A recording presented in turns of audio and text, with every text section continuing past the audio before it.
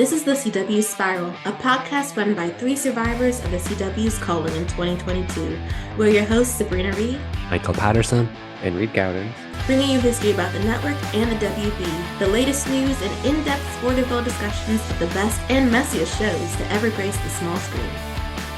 So we are back to talk about wildcards and talk about Ride, the new, well, technically not new, but acquired show on the CW. But first, we do have news to talk about. So Netflix has made a deal with the WWE, and the important part for CW watchers is that NXT, which is coming to CW in October, will stream internationally on Netflix. So if you are an international lover of the CW, that's exactly where you can watch that program next day on streaming.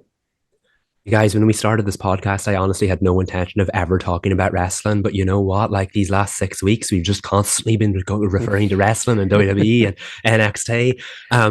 But you know what? It's kind of exciting because the Netflix deal is obviously a huge deal for WWE because it means Raw can be broadcast globally, but internationally it means that you don't just get Monday Night Raw, you get Friday Night SmackDown, you get NXT, which is on Tuesdays or Wednesdays. I should know this, but we'll roll with it. It's on Tuesdays or Wednesdays. We know or in the US that's going to the CW, but it means that internationally you can watch it in the same place. You can watch Raw, you can watch SmackDown, so you have all your WWE content housed under the same roof, which is honestly really exciting. I'm not sure that's ever happened before. And then I think the remnants of the original WWE network will then be folded into Netflix as well, so you can get all the premium live events, as they're now called, as well, and all the catalog of previous episodes of Raw and SmackDown as well, which is just awesome. But like to be able to watch NXT, that means I can watch it on Netflix at the same time it premieres on the CW in the US, which is just great. I love the globalization of TV. It's a wonderful thing, and especially when it's live entertainment, we can watch it all around.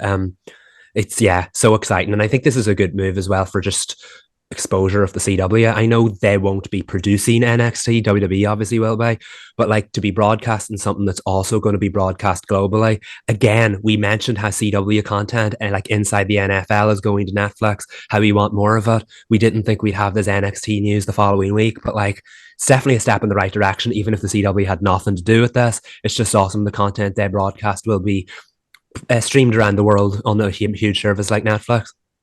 For sure. This is also another call for the CW to take off the geo-lock when it comes to their content. If we're going to continue to be international, especially with acquired shows, I'm thinking of Joan, which is from the UK, and then Wildcard, which is from Canada, and some of the other Canadian acquisitions they brought. The geo-lock just does not make sense.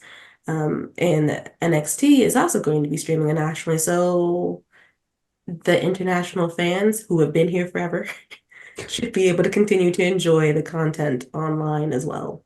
Just Right. open it to everybody. It's kind of become an international network right now with all this new content on, all this acquired content on it. I mean, stop gatekeeping. There are fans outside the US Yes, and have been. And they're for a loud long time. too. There's so many, like when I think about the Save the Show campaigns, which apparently are still going on. I've seen some of those hashtags.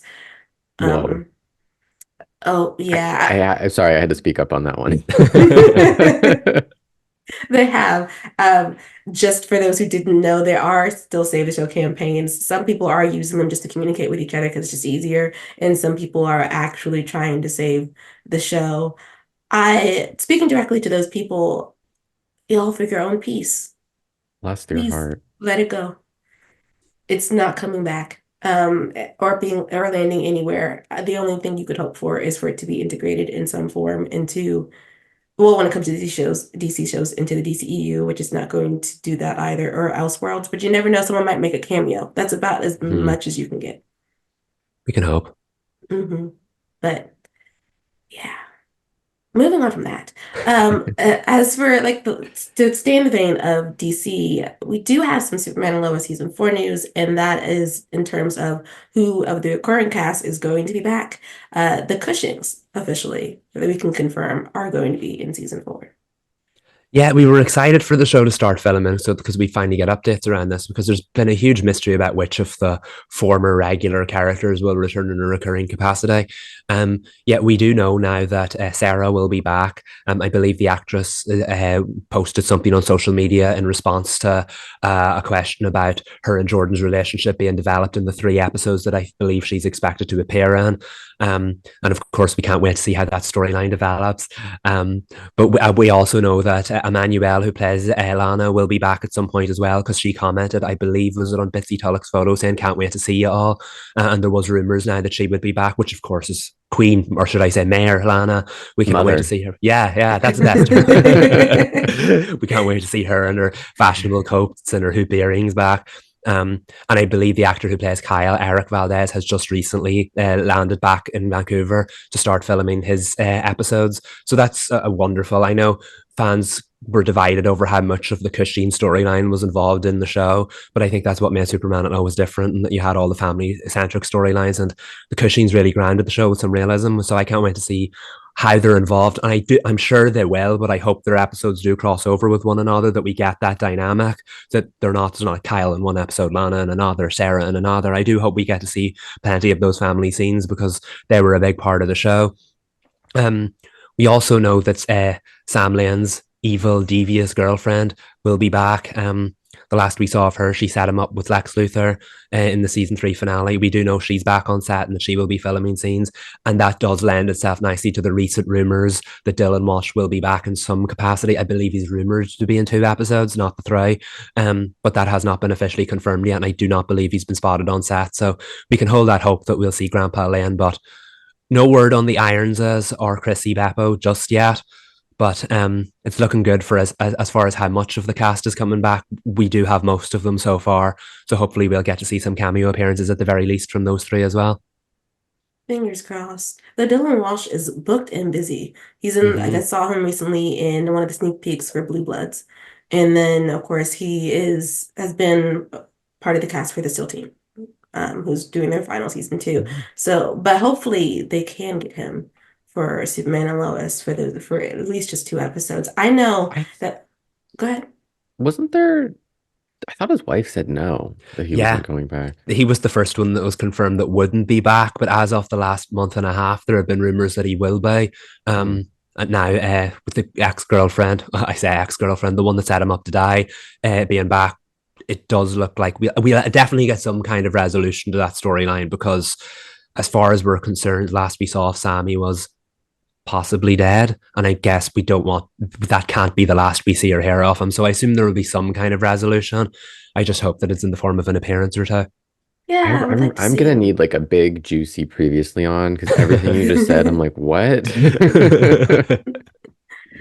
Well, for doing wish list though, I also want the 3 episode arc to be meaty, to be like not just 3 episodes that they're in, but it actually be a 3 episode arc of its own story that is in this 10 episode run. So it doesn't feel like they're just popping in to say a line or 2 or be a part of something small, and then you don't see them again. Like, I'd prefer it if we're saying goodbye to the show, so I want to be able to say goodbye to the characters in a worthwhile way. Yeah, that makes total sense, because you can get used to having characters around in a show and not doing much, whereas now this definitely gives them an opportunity to make more of less. So it would make sense to keep Sam, for example, off screen for a while because he's missing, and then they could bring him in for his meaningful 2 to 3 episode arc if he is returning. And the same, I hope the Cushings obviously get to interact in their 3 episode arc. It does give an opportunity for the characters to do more, because I know in some of the criticisms of season 3 was that a lot of characters were in episodes and didn't do much, or they were going around in circles towards the end. So hopefully every time we see a character, we get to make the most of it, and there's some kind of meaningful storyline involved there. I hope so. I'd manifest more, but I feel like I'd be asking for too much. So yeah. We're used to having to take what we can get at this point. Yes. But that is it for the CW news that we have. It's been kind of quiet. I will say, I was trying to determine whether I was going to say this on the pod, but I am going to say this on the pod. So, on the pod, Mole, if you could slide the higher ups a note about not dropping anything news-wise during CBS premiere week, that would be lovely for me, just personally. Sabrina's busy. Yes. They're launching a lot of shows that week. And that is, I believe, the week of February 12th, just so you could dot that on the calendar. That whole week, let's just be silent. Yeah. Let CBS have the attention that week. Yes. But moving into, and this is very exciting, Ride, which was a Hallmark Channel show and is now on the CW.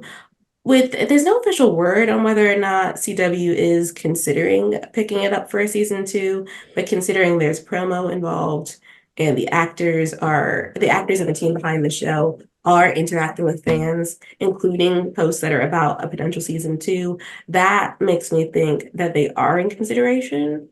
The ratings were So, good too. and they were good. Asterisk, CW good. Yeah. So, but they Yeah, were. see, I didn't compare it to the Hallmark ratings. Do you know what they got on Hallmark? No, but ratings? see, I don't think they were, because when we look What- at the ratings, it's always just the network shows. So I have no idea what they were doing on I Hallmark. have the Wikipedia page open, funnily enough. Ooh, yes. 1.31 million is what the pilot got. Oh, well, okay. Well, that makes sense for Hallmark, though. Mhm. Yeah. Did it get canceled because of ratings? This is not part They of the never review. This is just out loud brainstorming. They never actually revealed that, did they? I don't think. No, they didn't actually reveal it, and I'm not really sure why they canceled it. Because I think the ratings were okay, but it also just depends on they had a smash hit with The Way Home. True. And they have the show that keeps on giving, which is One Calls the Heart, I believe. Mhm. So maybe they wanted Ride to do better, and they just didn't reach the numbers that they wanted. Not necessarily that the numbers were bad. Yeah. But in either case, CW is now up to bat. So I am really, really manifesting a season 2. If you guys have not checked it out, I think you should. It is supposed to be available next day on the CWTV.com or the CW app, but CW drops when they want to. So I'm not sure. I can't give you a time for that. But let's launch into the premiere, which sets us up for a story about the McMurrays, which is a family that has a rodeo legacy in their town in Colorado, I believe. And they deal with a tragedy, which I'm not sorry to see Austin leave. I didn't like Austin. Yeah. Yeah. I wasn't impressed by him at the beginning. I was like, who's this guy? I know. I was like, I was wondering, are you going to be around for long? Because I feel like you shouldn't be. He's up to no good too, but we don't know what. We don't really know what it was, right? And you won't for a while. Okay, we love a slow burn. But no, it's just something shady that obviously Valeria has some understanding of. Valeria being the not really adopted. She's family, but Isabel's never adopted her. But she did I get was brought in. confused in that opening scene where they're all in the kitchen because Austin comes out and then Valeria comes out and she's like getting dressed and I'm like, what's the relationship vibe? Yeah. I was so confused for a hot minute, like who was who in the family tree. It took me a minute to realize that Missy was not a McMurray sibling. Yeah. Yeah, I don't know, but I mean, it all came together quickly. But it just in that beginning, I was like, "Who? What is happening? Who are these people?" There are a lot of people in the kitchen, and they There did were a not tell lot. you the family dynamics at first. Yeah. I was trying to keep up. I was like, okay, well, this is his brother and this is his brother. And then wait a minute, who are you? And that's clearly the sister. Oh, no, wait, you're not the sister. And then there was just so much happening. And that gave me vibes. I kind of, because we just went smack down straight into it, that kind of gave me vibes that, are we going to do a time jump or something? Maybe I shouldn't have seen that coming or whatever, but it was like, okay, we're just picking up right away. We haven't been told who these people are, what's going on. And it just was like any whole scene. Like if you weren't familiar with the fact that this was the pilot, that very easily could have just been the first scene of any episode because you kind of were expected to know the characters. But it built towards it so quickly that when the big event did happen and then we took the time jump, I was like, oh, I kind of predicted that. I don't know why I saw that coming, but it just felt like you were supposed to keep up with that and then drop all that information and start again 5 minutes later, which is exactly what it did. Well, you saw it coming because you're a student of TV. Well, I'll take that. But no, I mean, it is good. I think it did well to set up some of the dynamics. because it is interesting that we are meeting everybody at a time in which one of the family members is just coming back. And then when we do jump to a year later, another family member is just coming back after she left. I like how wholesome Ride is. And different. No one is doing bull riding on television. I mean, there's some horseback riding, but definitely not bulls. And the trick riding is really cool too. I was getting my life. It is just something about seeing people interact with animals that you don't often see on television, especially in ways that are like they're rooted in traditions that have been going on for centuries and that don't get talked about a lot. And it's its own culture. And they did not slow down to tell you to define what they were doing. Like Missy does a suicide drag in the show. They don't tell you I know, what like, that girl, is. what? They just show you later on, and it's beautiful trick she does on a horse, in which I believe she's upside down with her leg out. Yep. When we first caught sight of that, I was like, did something go wrong? And then no, she got back on. I was like, okay, this was supposed to happen. And then like you do understand what the name is. I was like, no, yeah, that looks suicidal. Mm-hmm. One wrong move and that neck is gone, but it looks gorgeous. She pulled I it will off. say that I feel like Cash is like so brave, first of all, but it also he's sort of like he feels like obligated to follow in the legacy of his family. But like they revealed that the dad died the same way as Austin, right? Yes. So I'm like, baby, things happen in threes. It would be a I'm no for you. nervous. And so was Isabel, his mom. I mean, and she would be. I don't really that was one part of the pilot I just never seemed to understand is Cash's irritation that Isabel is just not supportive of him riding bulls. And I'm like, it's only been a year since her son Austin died, your brother. She lost her husband Dusty in the same way. Maybe she's tired of sitting in the stands and watching the men in her life get stomped out by a bull. Maybe she's Yeah, just see, done. this is one of the questions I have is I'm like, how lucrative of a business is this to their ranch that these men have to keep putting themselves in danger? I mean, it's a talent, it's a passion. Like, I'm not saying no one should ever do this, but I'm like, oh my God, it's dangerous. Yeah. So I'm like, I mean, the ranch is failing, as we learned. Miss Girl cannot pay her bills. So I'm like, how does Cash need to bring in these, no bad pun intended, but does he need to bring in the cash from riding these bulls? That's my question. I'm like, how lucrative is this that he feels obligated, that he has no other option but to do this? Did he do it before? He's I cannot tell you that. I Oh, think. okay. They Well, find I out. get the vibe. I get the vibes that he'd done it in the past, but dropped it when he left. And hadn't done it in a long time, so that he wasn't the experienced one that his brother was. But see, I love that trope of like the black sheep rebel, like disavowed the family and has to come back and like I love that trope. It never gets old for me. well, actually, I mean, do y'all mind being a little spoiled? I love a Because spoil. Go for it. okay.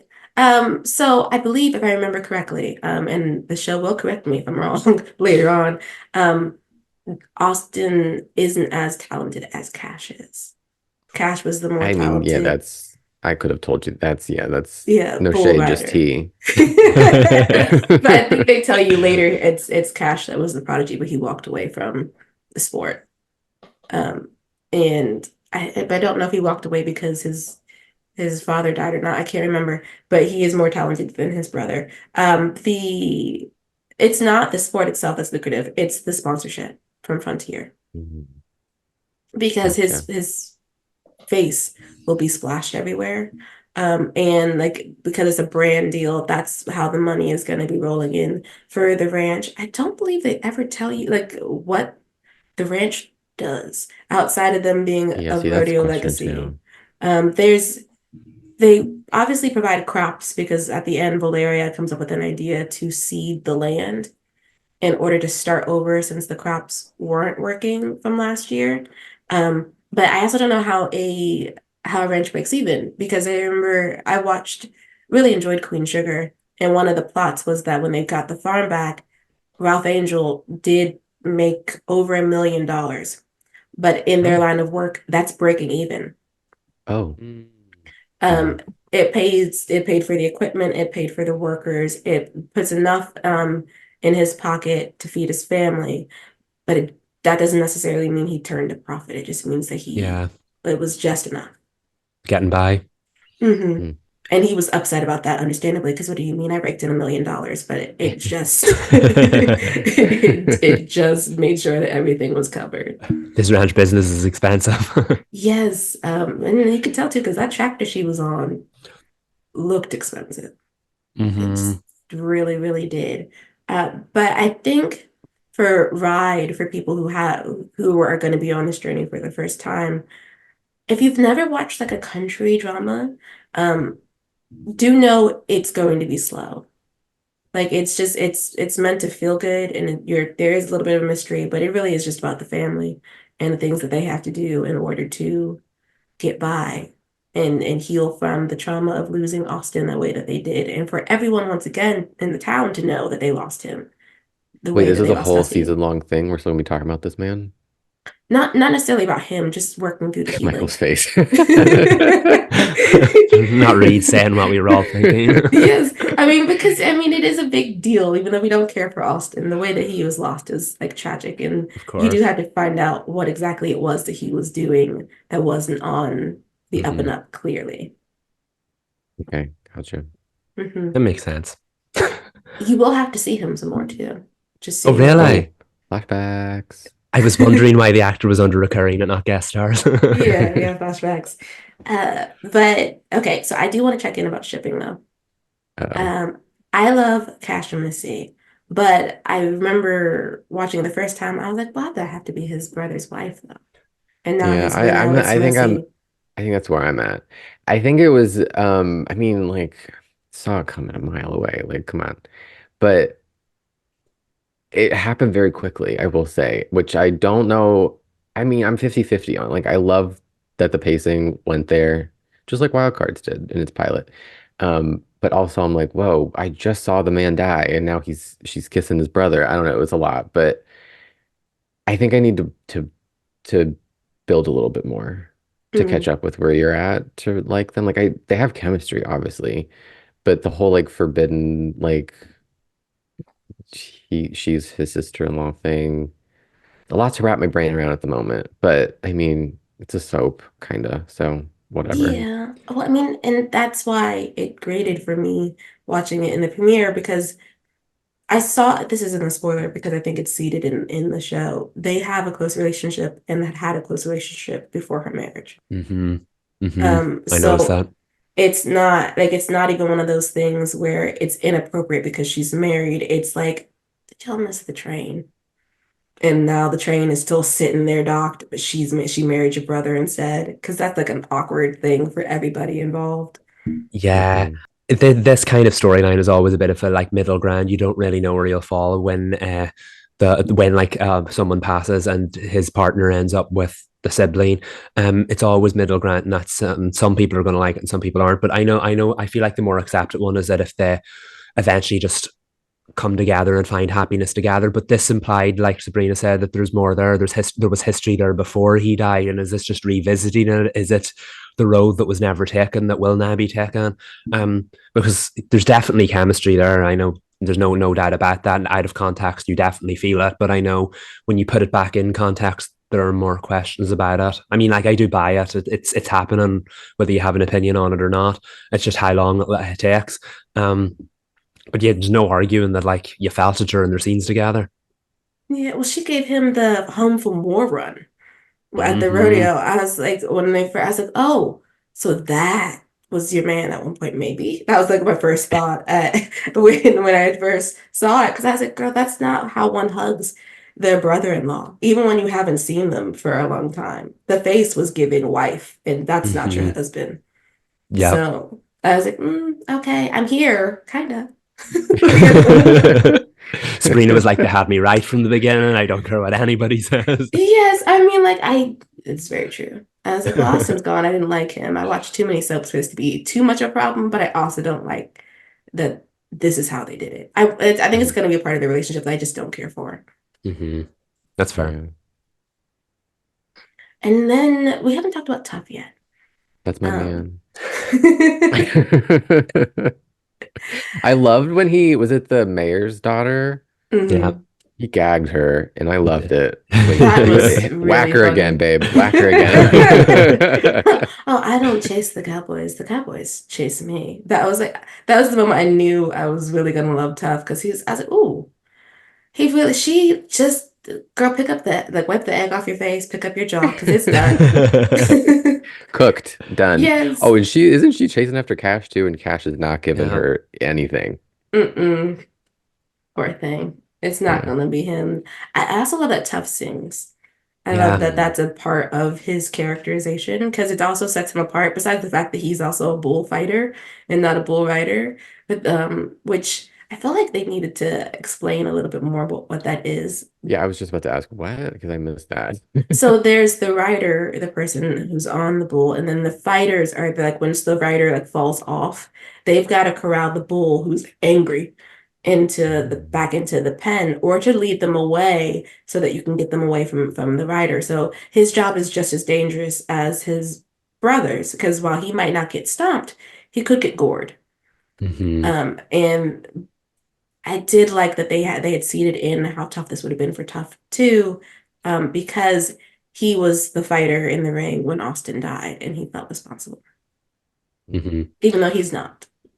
I like that they brought that up more towards the end of the episode because Tough was such an easy character to like, but I feel like when they give that character who has everything to do, but they also don't feel like the most important character in the story. He was just kind of there for a lot. He's like, we'll have him sing now, we'll have him drive the tractor now. He's stressed out because he's doing everything, and he didn't.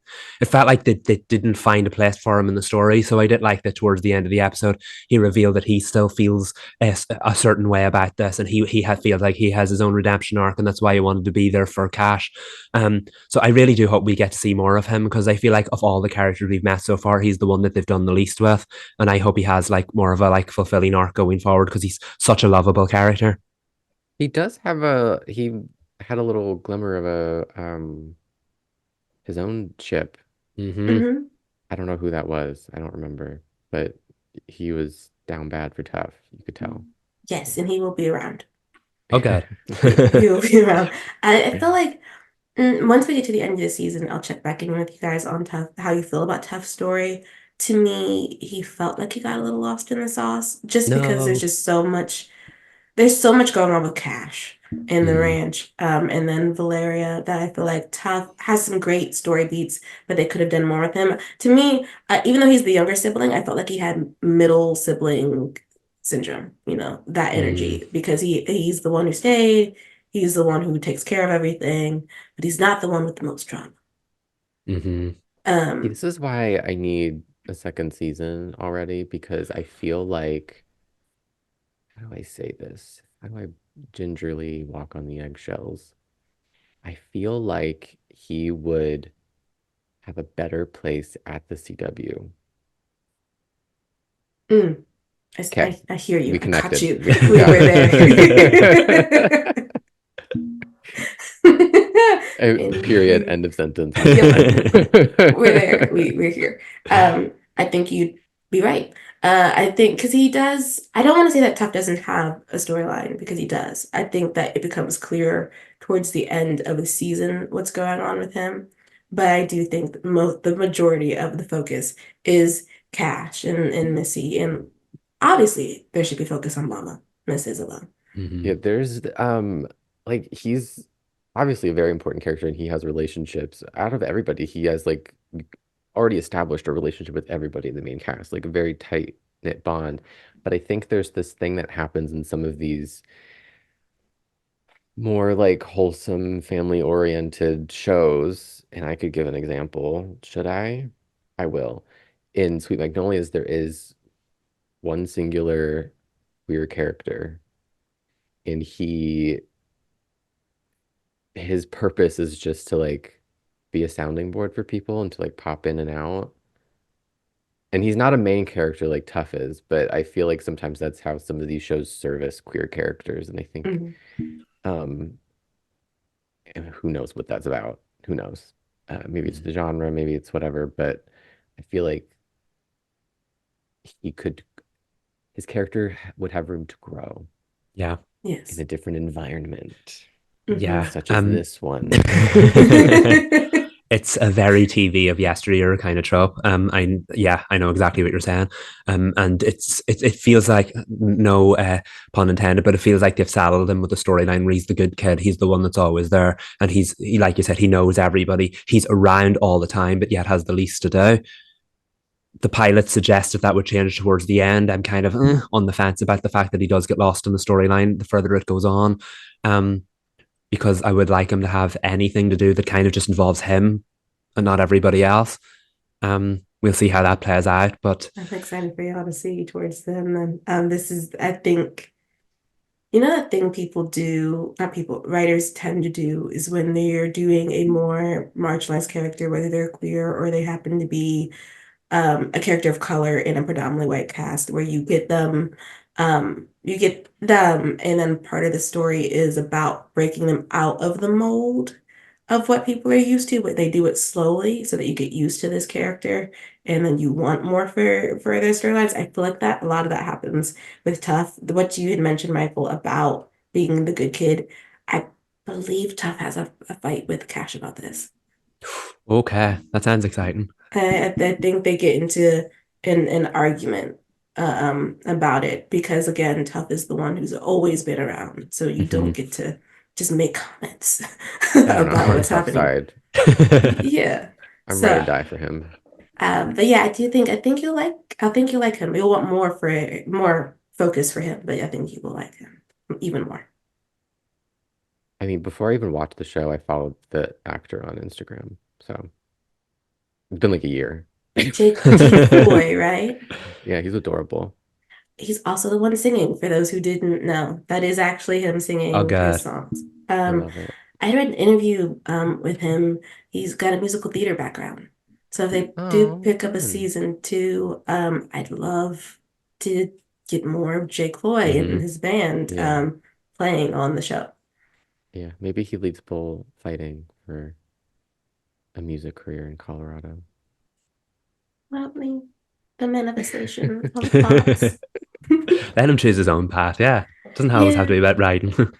No, I think that's what's so great about these shows is that they do with big family casts, I mean, is that you do get to examine whether or not the family legacy is right for everybody Hmm.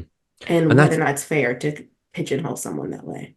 Yeah, and that's it. This show was so unlike anything I've watched before because this that kind of content wouldn't be on TV a lot when I was growing up. The closest thing I can remember is it like being like as Wildfire that was on ABC Family, but even then, that's a dramatically different kind of shows. But the same kind of tropes are in there. The whole family lineage, family legacy, and it's like, do you want to follow in those footsteps? Who's going to take over the ranch? We're all having money problems. Like the storylines are kind of timeless, but Ride is a more uh, it wouldn't have translated, I don't think, to the UK audiences or the worldwide audiences as well as Wildfire would, because that was more like what's the word? Family drama driven, teenage drama driven kind of thing, whereas this is more of your typical like Hallmark drama. I wish we did Hallmark dramas more over here because it took me a few moments to get into it, but when I was in and I was like, you know what, I could see myself watching Yeah, I all was of like, this. what is this? Yeah, I've never experienced anything like this before. But oh no, honestly, I've really enjoyed it. Like I said, even though parts of it I could see where the plot was going. That's because again, the more family drama stuff, I've watched stuff like that, even in different genres. But like, I enjoyed it a lot, and no pun intended, it was a fun ride. So like, yeah, I See, really I liked already it. want, before even seeing how the rest of the season ends up, I already want a second season because I just feel like it would be a good fit for the network and Yeah. it's it has so much potential. And I also, and this is the bit that the three of us talked earlier this week, and I was like, I'm gonna save it. It might be controversial, but I feel like in a season two on the CW, there's the opportunity and not like turning it all the way up, but I'm saying just a little bit, walk with me. It has the chance to be a touch sexier. Oh Like yeah. CW, like I don't Hmm. need it to turn into, yeah, I don't know what to compare it to. It doesn't need to turn into something wild and crazy, but I'm like free from the reins. Again, we're doing all the ranch horse puns of like a wholesome, tied up network, which that has a place. I'm not saying you should completely abandon that and what fans fell in love with, but like, I mean, CW, you got a cast that's, CW hot. That's a term. It's not me. That's a term that exists. Hmm. I'm not taking ownership of that. I'm just saying there's an opportunity for the show to grow and just be a little, Yep. Yeah, get a yeah. little spice, a We little bit, can little, move. little sprinkle.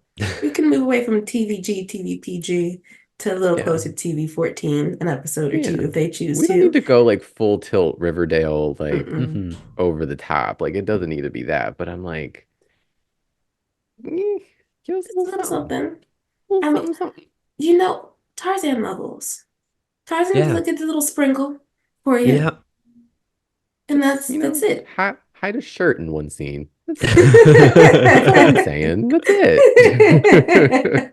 I think you're right. And I think the show actually lends itself to that. It doesn't feel like one of those shows where it's wholesome in the sense that like if they did try to do that, you'd be like, no, Yeah. let it be. Let's Yeah. live in the range of TVG. It feels like, if it actually was on a different network, they would have slid that in Yeah. at Hmm. some point somewhere. Like, this isn't a plea to be like, everyone needs to take their shirt. Like, no, like it doesn't need to turn into something it's not. It's just like organically, it feels like, and I think that could also naturally help tell certain ship storylines. That can, I mean, we saw in Tarzan, like you said, Sabrina, like Jane saw him in certain states of undress, and it was like, oop, you know. Hmm. I mean, just throwing it out there. It's just a, little hot tip. I think we could end the ride review there, though. I think that it's, Right. yeah, it does A feel right. recommendation for season two. Yeah, just a little note. A little bit. But moving into wild cards, which actually did do this well, but not particularly in this episode, but just in general, wild cards is seeding things in there for you, as far as putting a little spice, whether it's in dialogue or it's in moments between the two characters, which is something I actually really do enjoy about the show, that Max is really flirty and it works for her character. She can't seem to do anything without giving Ellis a little cute little eye, A little before she wink, does wink, little nudge. a little nudge, or even in her dialogue with other characters, you could just tell that she is someone who fully lives in herself and is comfortable with That herself. that opening scene with her pulling up in that boat, the levels of unseriousness, I was just rolling on the floor. Like what? It Her is little just so outfit, it delightful. was so funny. She has an outfit for every like she shows up, she's in France in that boat, and then the next scene she ordered a detective outfit. Like, how do you not love this woman? Right. And even not to jump away ahead, but I'm pretty sure towards the end when they figured out that the fighter had the same condition and they had to run out and tell her because it was obviously urgent before her fight. When Max makes the discovery, she's like, and walks off. And then when we see her the next time, she walks into the dressing room to confront the fighter, completely brand new outfit, fashionable as ever. And I'm like, you had time for an outfit change. I mean, like, You got to probably get the into wrong thing, but character, yeah, exactly. Not the right time to do it, but you know what? We stand you anyway. And she's just amazing. That's why I told you already. She's my new favorite CW girl.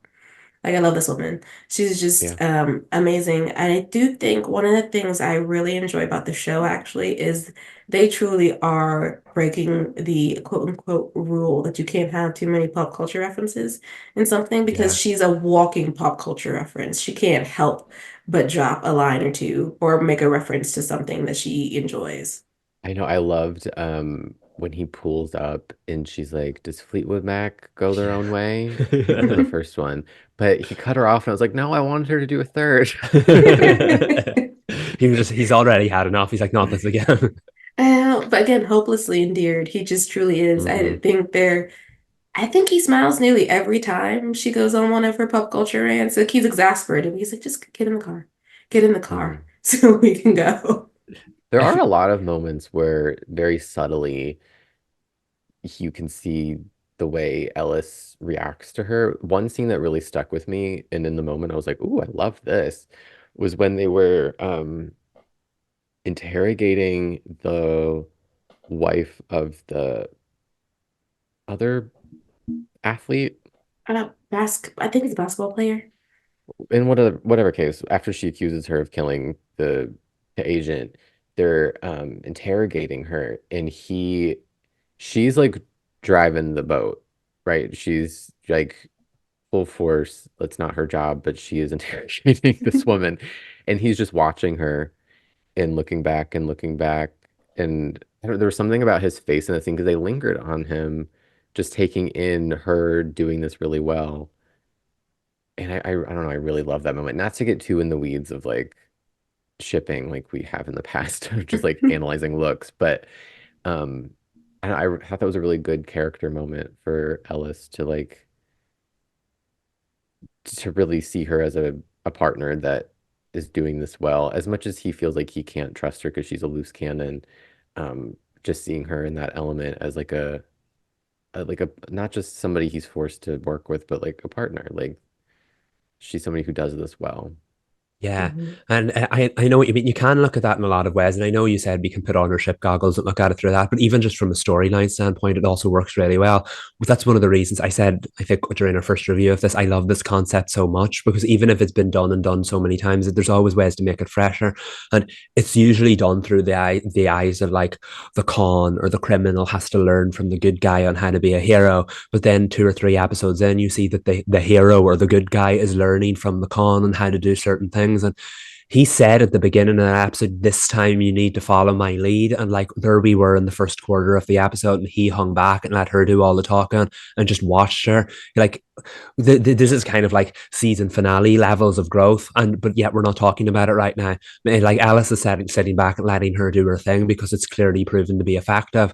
I think we've seen this in other shows before where they throw in like silly conflicts flicks over and over and over again just to drag it out, so that's a real moment of growth towards the end of the season. But here we just got it so subtly in like a second episode, and I thought that was really really cool. I love their dynamic. Their banter is hilarious, but you see those little quiet moments like that. I think that really makes the story work. I think so too. I think it also helps to establish their dynamic. Mm-hmm. And the way that it is growing already, even though they've only been on, at this point, 3 cases. Because I will count the porch piracy case, which again, so unserious. But I think it does great to lend itself that as eccentric as she is, he does admire how she comes about solving the cases, even if she messes things up. Like this was the one point, and I was like, writers, come on now. She picked up the straw wrapper and put it in her pocket, but she's also a TV fanatic. She's watched enough procedurals to know she cannot do that. But for the sake of the plot, she did do that. And I thought he was like, but it didn't cause him to want to leave her behind, nor did her stomping up with the microphone in an accent to just accuse this man of murder and run over the rest of the press and cause absolute chaos. I think I like that it's not him trying to rein her in unless it's like you're messing the case up. Like, you really are. Like, you need to stop doing this because we need to focus harder. He does actually trust that she's taking it serious enough to not treat it as a game. Mm-hmm. And that's the thing. We could like oh God, I love their dynamic so much already because they've already experienced so much together. In the first episode, when she went off and did her own thing, he came down on her like a ton of bricks, like you need to learn to trust me. Of course, she went off and did her own thing again, but this time she did it again, and he came down less hard. Oh, don't get me wrong, the chief, he was complaining and moaning until his heart was content, but like Alice didn't. He did say you need to learn to trust me, and she did promise him. And we kind of went over that in the pilot, and we kind of went over it again here.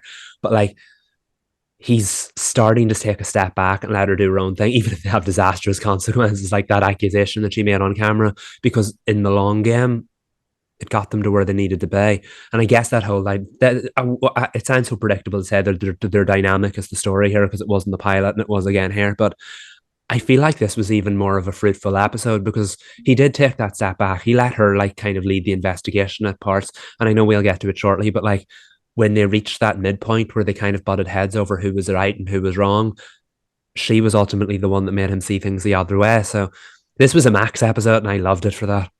It definitely was. Mhm. I think that's what makes it so great too. I mean, I Yeah. just really I love their partnership. But I think because Max is so much in the forefront of this two-person led show, they needed an actress who could carry that weight. And obviously, Vanessa Morgan is doing that exceptionally.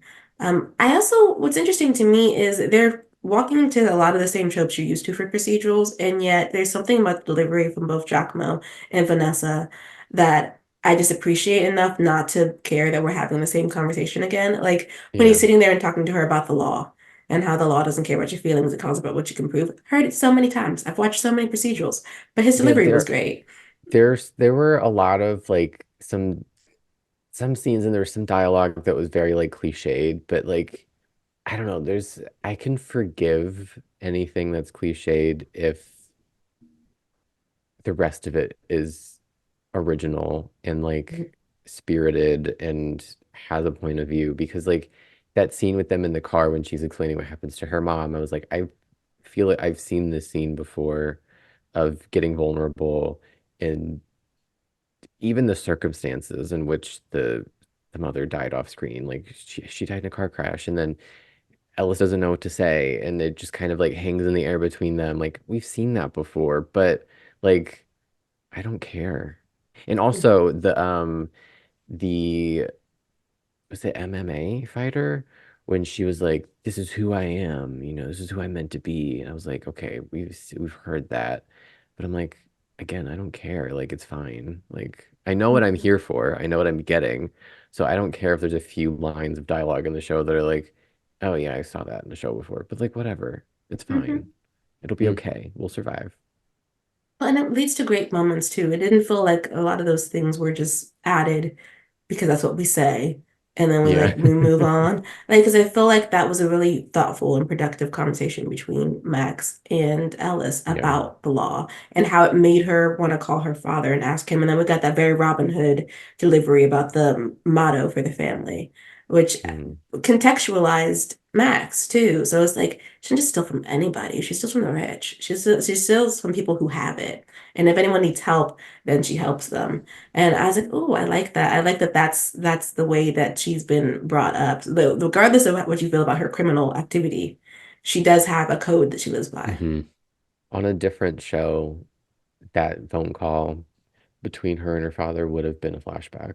And that was what I was warning them not to do. And I'm glad that they didn't do it. I was like, the whole time he was talking, I was like, stay in the moment, stay in the moment. Don't flash back, don't flash back. Literally was grounding myself. I was like, oh no, oh no, no. Was it when he started talking about that job they had in the South? Is that when you're Yeah, I like, was like, oh no, no? just tell me about it. I don't need to see it. Uh, oh, but to go back to the conversation about in the car, I don't want to put fear in anybody's heart, but I don't know. I feel like Mama's alive.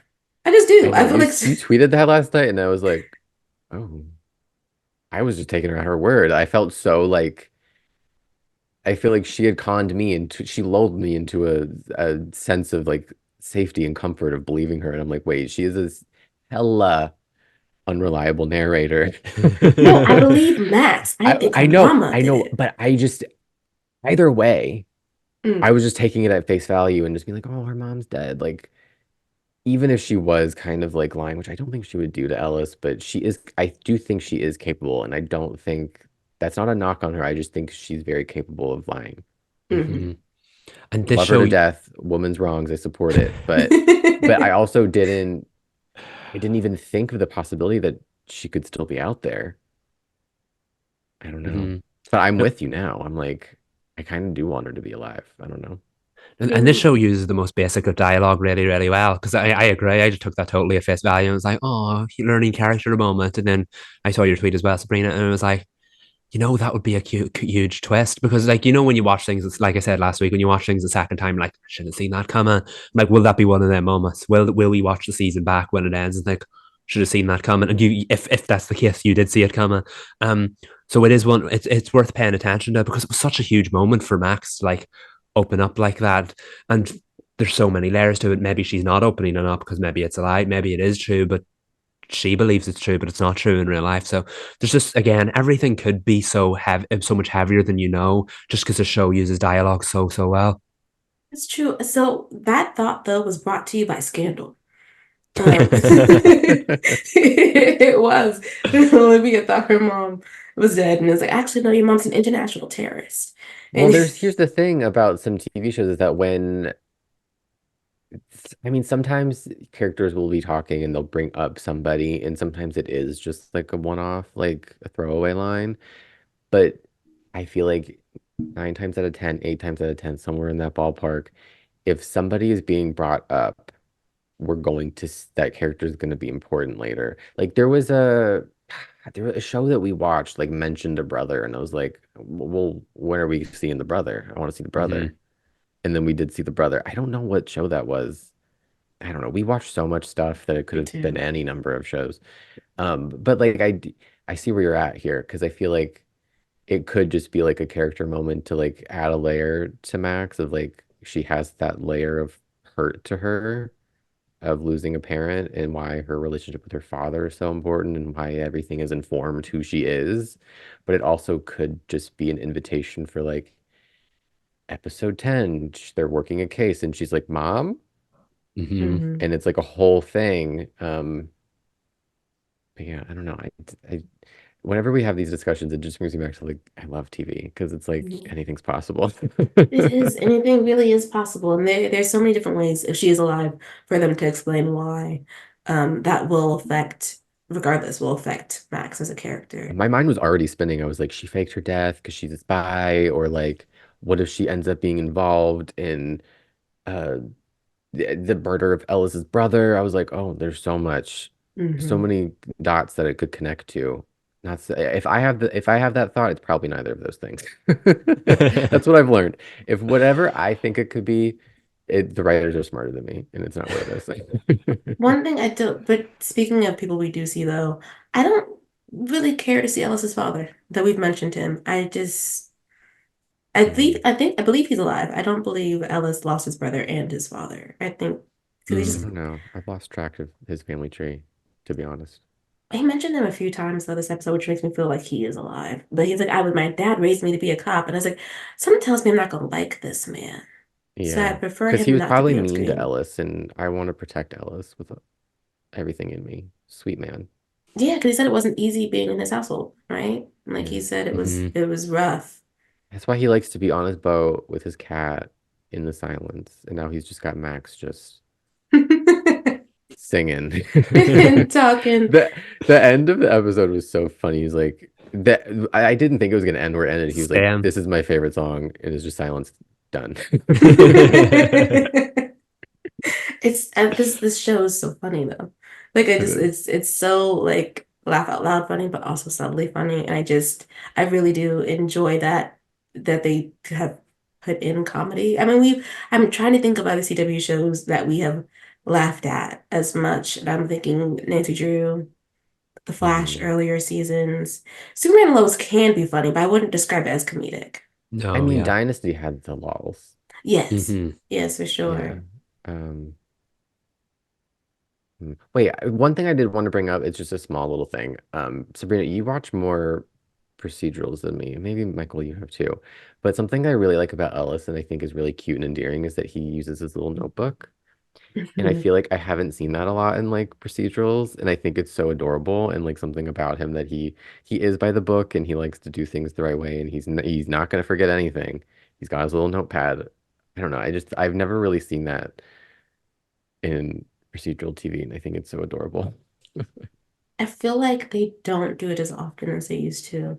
I feel like the agents or the officers kind of just roll up and they talk They're to always in their you. suits and they're like, You stand in "Tell me there. what's happening." Yeah, you don't. I feel like there are characters, or there'll be times, especially if it's a new agent, who'll be there to flip and just trying to write things down. But I think they always just end up dropping it. Mm. He's so cute with his little notebook. And meanwhile, Max is just a bull in a china shop. Yes, that It does was. seem like so old fashioned. Like I think the last time I would have seen that was something like the early seasons of Gotham. You just Ben McKenzie and the notepad, but it had such Mhm. an old fashioned aesthetic. Like Gotham was so like Art Deco that one purposely like other Batman stories. But you're right, modern procedurals, you would never kind of see that thing. Like even these days, you think there'd be an iPad or something they'd be taking the information on Ooh, down yeah, on. you're right. Which yeah, such an Sabrina, old next fashioned time you detective. you you connect with Jack Mo, we're gonna ask him about the notepad. Okay. We should make a notation of that. Yeah, next link up with Jack Mo, we're asking him about We're gonna the ask about the notepad. notepad. I actually do have a ready to tell I him. mean, as a fellow, I know you love stationery and you love a notebook. I do love a notebook. So, like last time, I got the cat question in there. This time, it'll be the This is notepad. it, yeah. Yeah. Was speaking of Mark, he was wet in the beginning, right? He Yeah, was he all had his little wet vest on. and he was wet and he was like he Yeah. still looks fake, but he's so cute. At times, like the scene in which Ellis is talking to him, trying to go through the case, and I was like, "Mark's on that pillow, but is that actually Mark, or did they not? Did they not have He Jonesy for the was, scene?" I mean, he gave a performance. That was a compelling scene. I was Mhm. hooked on every purr. That is funny. It was a good scene. I mean, I can see why. Didn't Giacomo say that the scenes with Jonesy were a little tough sometimes? Because cats do what they want, which Yeah. is so accurate. I mean, yes, Jonesy's a trained cat, but it's not the same thing as a trained dog. And it will get to a point where if Jonesy just doesn't feel like it, Jonesy's not doing it. That's just Yeah. how cats, I love cats. They just truly don't care. And Step I around love them. that the Divas. show has a cat supporting character that is like Yes. a real character. Like I Yeah. Yeah. want more scenes with them just chatting. Like, you know, and like honestly, Mark feels like more of a character than any of the supporting cast. We haven't really rounded out any of those other detectives are there just to get in the way. The chief is there just to complain and groan. We don't really have anyone else in the cat apart from Jason Priestley, of course, but he like pops up once an episode, and he can't really go anywhere outside of the prison right now. Whereas Mark's just there. I feel like yeah, it's funny that we've established that character so well in such a short amount of time, but you know how Mark would behave in a situation, and I think that says a lot about how they've developed him so far. He just, Yes. there was a scene towards the end where someone was talking, and he just kind of looked like that, so expressive in his face. Love that. I need Mark and Max to like become like besties like quickly, Yeah, where like Mark takes her side and she like throws it in his face. I think that would be cute too. It would be, it's already starting because that ending scene when she's like, Mark likes it, and Alice is like, no, Yeah. he doesn't. Like, I And mean, he meanwhile, Mark's like, might. why am I in I know. it? I'm just like on my pillow, luxuriating on the boat. What are you doing? But at this point, Mark is solving more cases than Yates and Simmons. Yates and Right. Simmons just like to hate and walk past the desk, which I was like, y'all got donuts. Okay, hush. How are you And like still? specific, like Max was very, that was a very nice gesture. Like It was. individually chosen donuts based on personality type, and she clocked them all. I'm sorry. When she was reading the chief to filth with that apple fritter, I was like, whew, where was the lie? Non-existent, and I just feel like that she should be more respected at that police station. I get it, she's a criminal, but she's running circle around there. So Mhm. she just really is. She's gonna own that precinct soon, so She is. And she's gonna get them to put respect on Alice's name. Because I think Yeah. she's starting to get tired of it too. yeah. I love him. I love them both. It's just Yes. so cozy and comforting. I love that description because cozy and comforting definitely is wild cards. I feel like that we haven't had necessarily that on the BCW in a while. Like we've been Mhm. really enjoying a lot of the television, but coziness hasn't Although really been the next week, element. the preview, didn't they say there was like sacrifices weird, like Hmm. I don't know, it was giving Riverdale. I was like, Vanessa's It gonna feel was. right at home. It did do all that. And it's fun also location shot because we are not in wherever in Vancouver. They're in Hmm. the majority of the show. We get to run around in the woods, which is Yeah. going to be fun. I think with the casework, I do like that all the cases are different. Like they're Yeah. really different. Like this I'd one never with being seen a a sports case like agent. that The sports before. agent, neither have Yeah. I. It was really original and like compelling. Yeah. I feel like I like that, unfortunately, that Jake's apology tour got cut short. But the fact that he was on one because of, like, he knew he was ruthless, but the idea that you would hide someone's heart condition in order to make sure that you got the millions of dollar deal just took the cake for him. He's like, I need to make things right because what is this? Like, I have never done that in my life, but the fact that I could have, not that I was responsible, but that in some ways, like I missed it. I couldn't help this athlete, this football player who passed, Danny, that's his name, who passed away from HCM. I can't help Summer though. And Hmm. he was really trying to help her. Bill Flair is evil and he deserves Yeah. to rot in prison. Awful. And the show kind of turned the trope on its head because he was the like smarmy and arrogant one from the beginning. And when you meet that person, you're like, they're the murderer. And of course, they're never the murderer because they're potentially smarmy and arrogant to make you think that they are.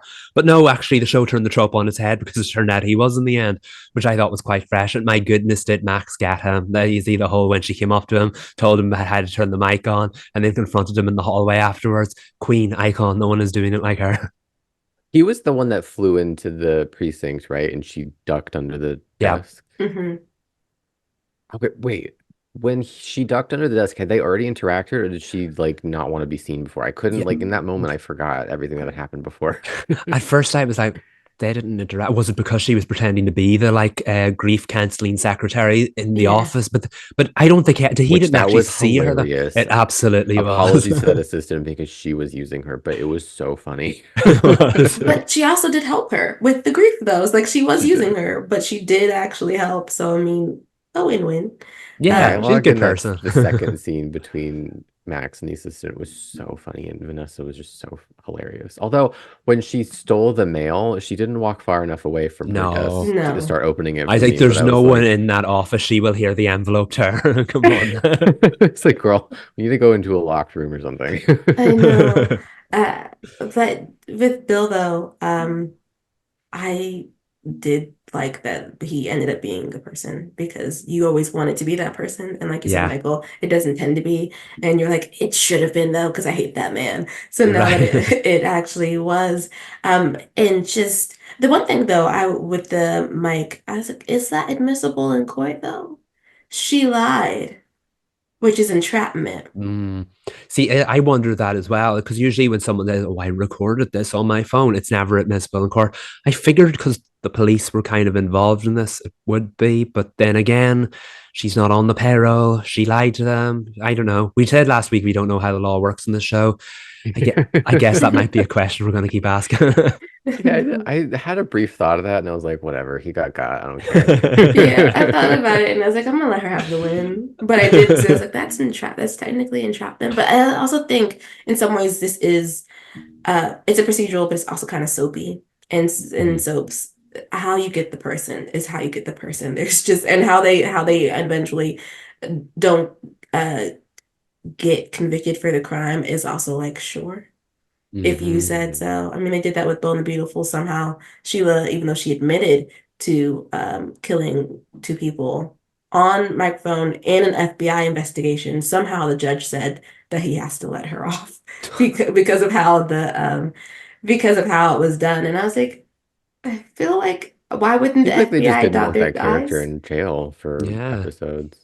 Oh, they didn't. She'd already been in jail for a while. They just wanted her free, so so we could get back to like making for her I love mean, story to I'm peek convinced into. that's why Blake never went to jail in Dynasty.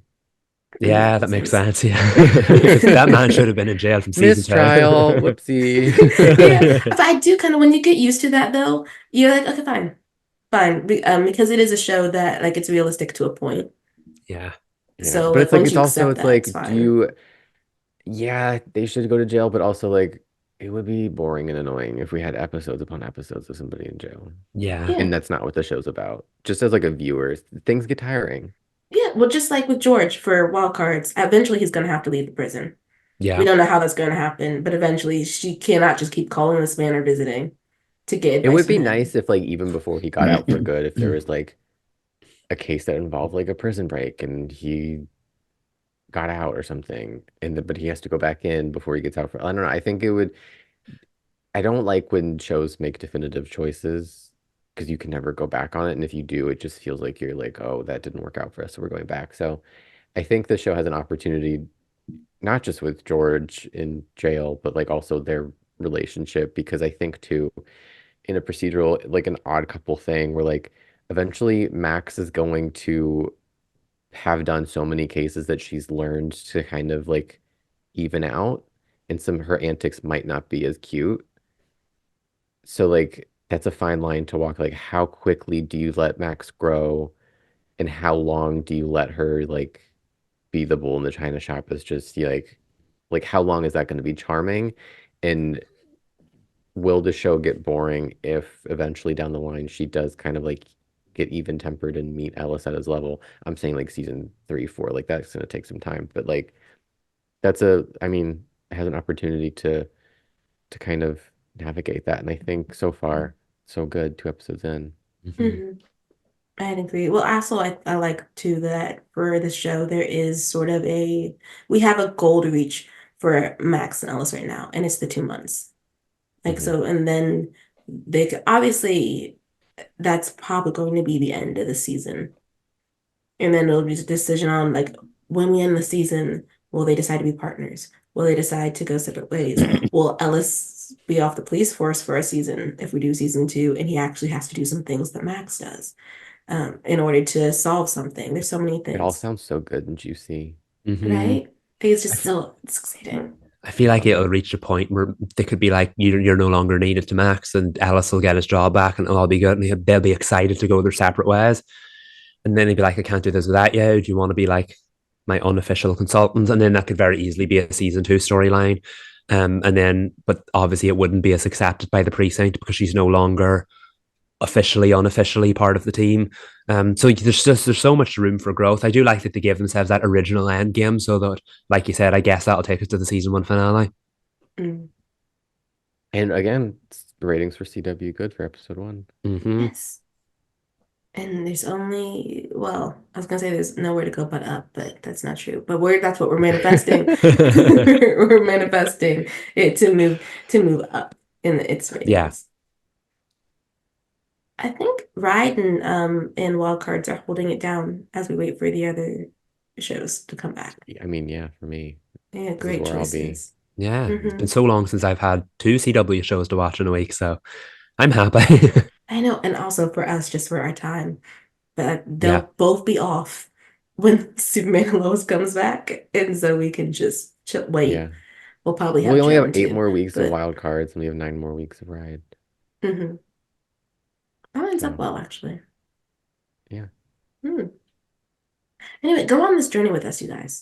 You know, hop on the. I'm not gonna say hop on the bull because that's dangerous. Hop on the horse. And if you're late to Wild Cards, they're re-airing it Mondays after Ride. So great combo. A little mismatched, but it's fine. Yeah. It's a good 2 hours of television. Yes, it is a good 2 hours of television. But thank you guys for listening to our podcast. We will be on the Ride journey and the Wild Card journey all the way through both of their season 1s. So join us. We are the CW Spiral. I'm Sabrina. I'm Michael. And I'm Reed. Bye, y'all.